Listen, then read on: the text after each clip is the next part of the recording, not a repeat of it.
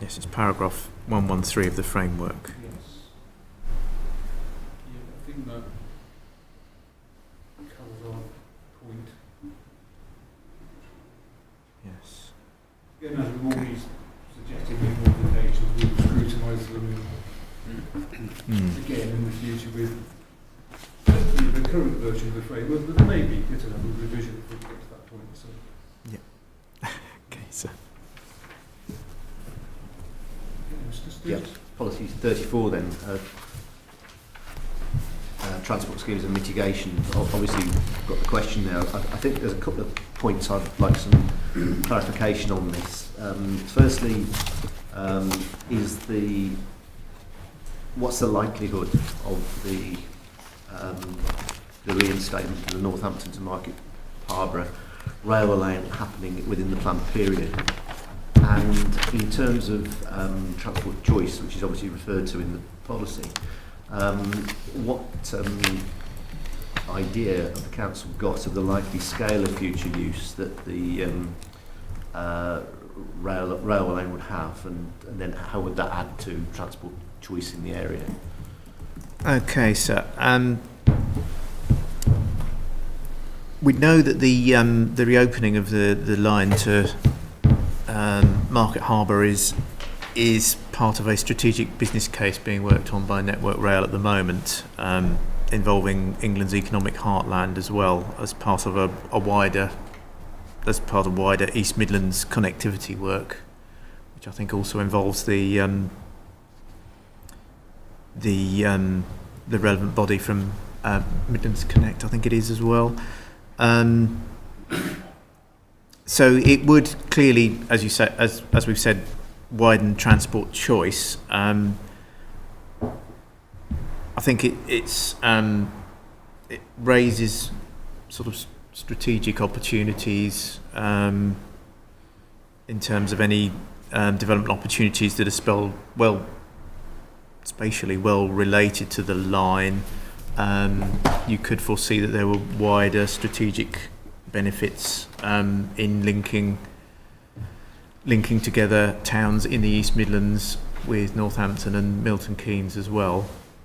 But that's a strategic point, clearly.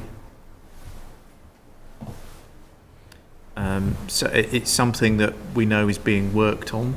It's something that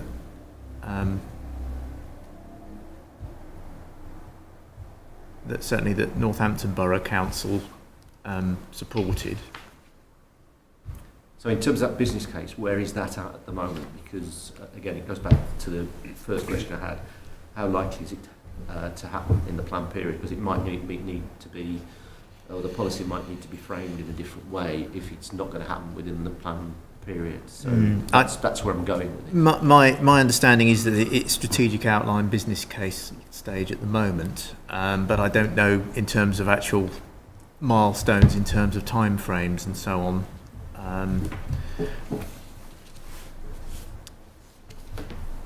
So in terms of this, you don't know whether it's going to happen in terms of in the planned period or not? No.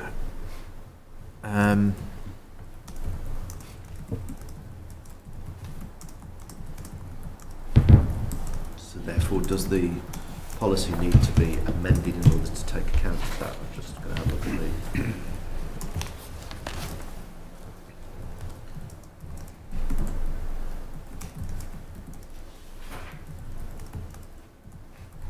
So at present time, you're talking about safeguarding it? Yes.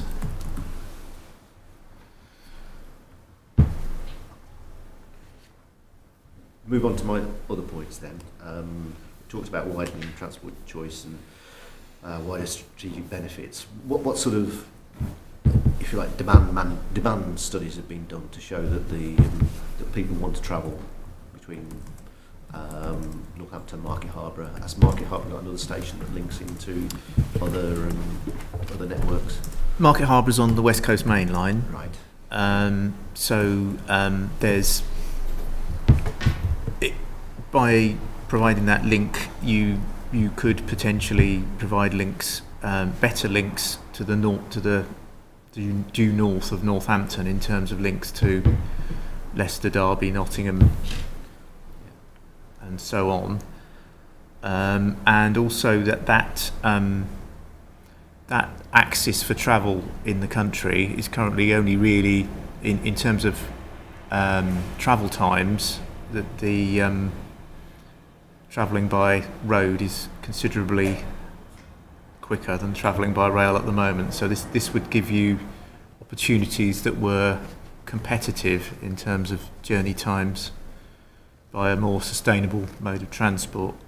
So in terms of existing Northampton station, that links, as I've read in it links to Birmingham. It links to Birmingham Rugby, yes. Yes, and so this line, if the West Coast Main Line, then that goes north of Birmingham through sort of Lichfield. And yes, there's two routes. There's the route through Birmingham, the Trent Valley line through Lichfield and Tamworth. Yeah. And so that would give access to that, which would give. I can understand that. And in terms of likely demand, has there been any forecast of likely demand? I think the issue there is that there's an understanding of traffic flows on the M1 at the moment, which largely provides that link at the moment. Right. And so it takes some cars off the M1. It'd take a lot of traffic off the M1 potentially, yes. Yeah, I think in terms of that particular question, that's mine. Mr. Lewis, have you got any further points on that? I think really is there robust evidence for the identification and protection of this route? And that's a requirement in national policy. At the moment we have a study being undertaken by Central Transport, Network Rail and Transport Operators. Is it being considered as an option through the strategic plan, the West Northamptonshire plan? I would have to ask Mr. Wood, I think. So, as Mr. Ekbal said, this decent work is ongoing. This modelling demand, likely demand on that line. In terms of strategic planning, because of the nature of reinstating railway lines, they are many years in the making. It's not a premise for the strategic options at the moment, because there's not sufficient certainty that in terms of when it will come forward. That will also be reflected on as the strategic plan moves forward, but at the moment it's not, so it's not a premise for the options that are in there. Because in terms of compliance with national policy, we have to be convinced there's robust evidence that this route should be identified and protected. And hence the question is about exactly what is happening with the route and what is the intention of the various parties going forward. Is this more a matter for the strategic plan to investigate in terms of future transport projects? It's something that we'll look at corporately as we move forward. I think what the plan, this Part 2 plan, is trying to do is ensure that those options are not frustrated. I think that might happen in the interim. That's always the risk, is that something happens, some development happens that will frustrate that. Yeah, we appreciate that, and it's been a very common policy approach for a number of years. If we have a framework now that requires robust evidence for identification and protection of sites and routes, critical in developing transport infrastructure to avoid transport choice, etc. So we need to be convinced about that as to whether that's something that would be appropriate in the plan, or whether, as Mr. Sturgis alluded to, this could gain expression in a different way, and just identify that it's something that is being evaluated at the moment. So that work is underway, but just ask the question as to whether or not that's in the public domain until it's not. So that does put us in a difficult position that we can't release that piece of work. No. We can show you it's underway. That's the commission part when you've been put into doing that study. It is just to say it's the business case at this stage. Just one way of gaining expression in the plan would be to acknowledge that work is underway, and that we can consider in the review of the strategic plan. And it just needs to get some expression in the development plan. If we were to decide there's not robust evidence for safeguarding the line, route, but at least that's a way of gaining expression to the fact that the route exists, and if the circumstances change, and it's something that can be sought, you may wish to consider looking at it in your strategic plan in terms of the wider transport network, and gain expression to identify and protect through that route, ultimately. Because at the moment, there is some evidence. We have to decide whether it's sufficiently robust enough for that to be, in effect, identified and protected from other land uses.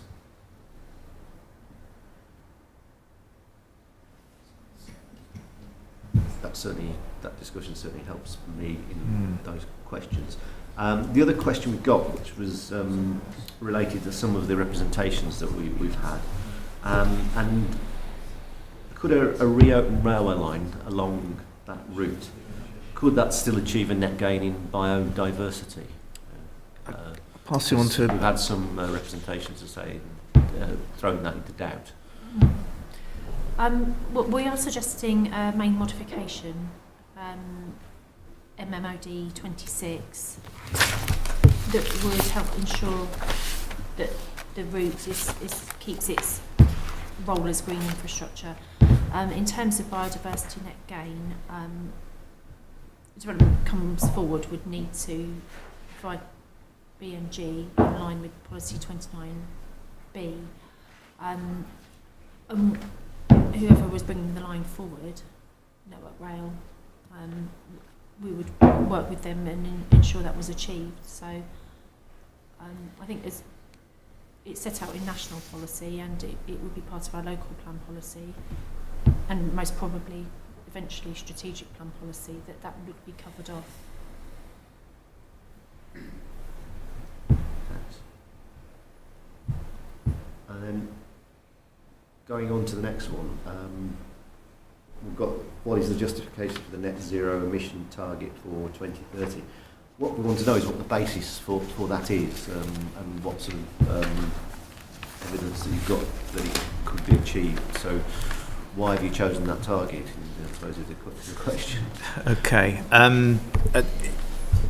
The corporate plan for West Northamptonshire contains a green and clean priority that commits the council to achieving carbon neutrality by 2030. And climate conversations are currently being held by the council in the run-up to a wider public consultation being planned to help our future climate strategy. And as background to this, because clearly the plan was written during the time of Northampton Borough Council, the Borough Council declared a climate emergency in 2019 and was committed to a target of making Northampton carbon neutral by 2030 as well. And this is at the root of Objective 12 of the plan, which seeks to secure radical reductions in carbon emissions.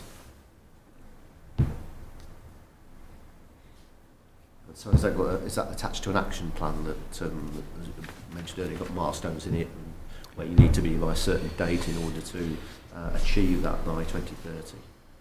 No, sir.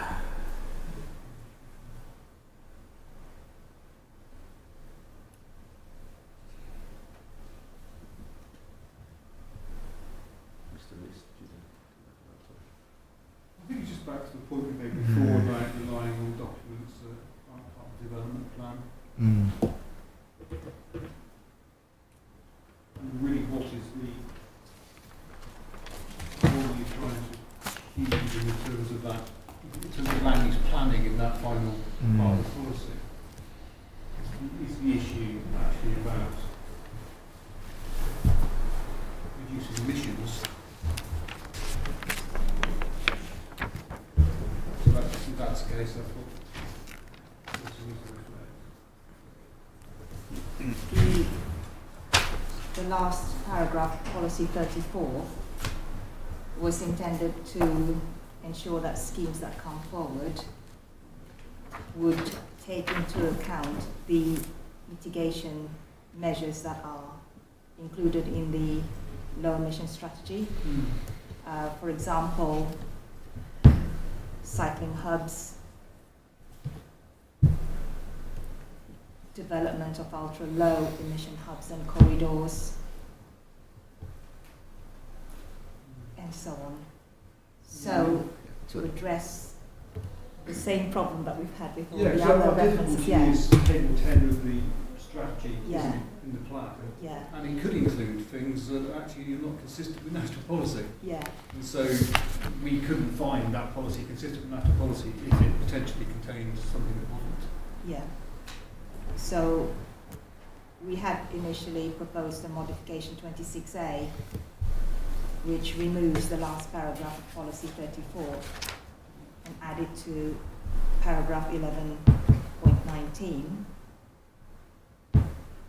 with a view to also supplying details on the mitigation measures that have already been tabled in the strategy.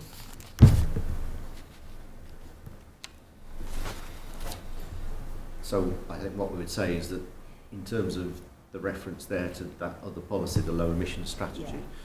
think of it in terms of what we've said about other Yeah. policies that refer to other documents. So have And there might be regard a to- more effective way of doing Yeah, it than yeah. deleting it and putting it into the text. So we will review that modification and the last. Because the modification you've actually drawn out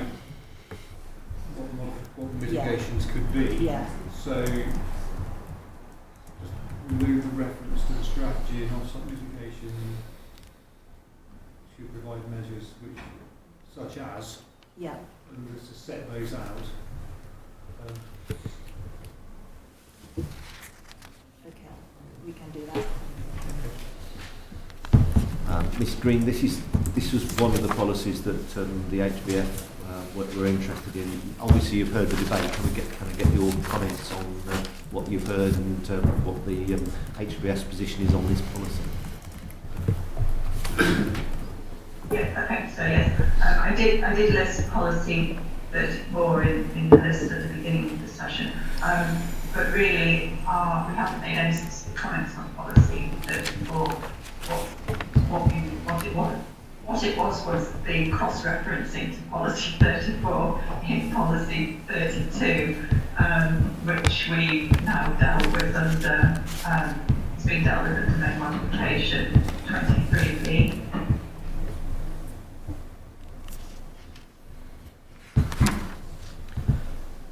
Thank you for that.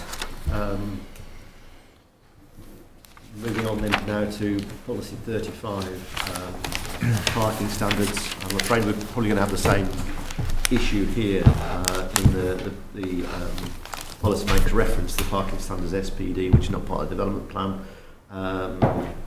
Again, should the SPD requirements be included in the policy, or should the policy be amended to have regard to the SPD? Mr. Everard, is it this? Yes. Comment on this one? Yeah. I think we can certainly have a look at that point as to whether we think it would be appropriate to have regard to. Yeah. The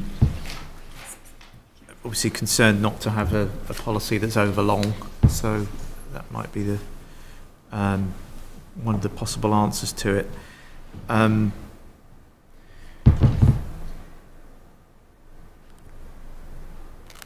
In this no, I'll leave it at that for now. Sorry. Okay, thank you. And then the other, I'll ask this question and come back to Ms Green on this. The electric vehicle charging points one. Again, it comes back to the government's announcements last week. I mean, we'll Yes. to see how that's going to materialise. Mm.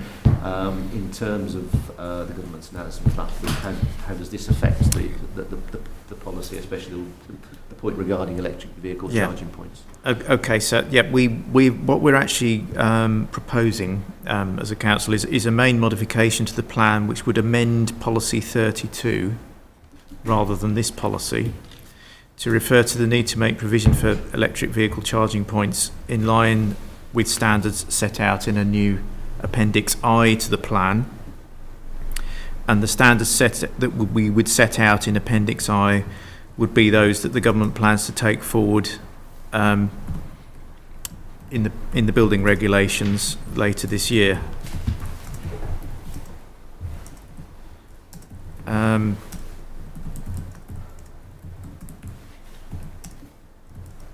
the basis that it's important that electric vehicle charging points are provided in new development.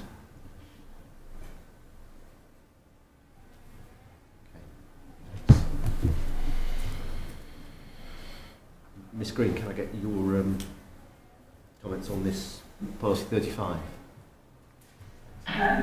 Yes, thank you. Yes, our comments on policy 35 was the same point about how the council was referencing to the SPD, which the council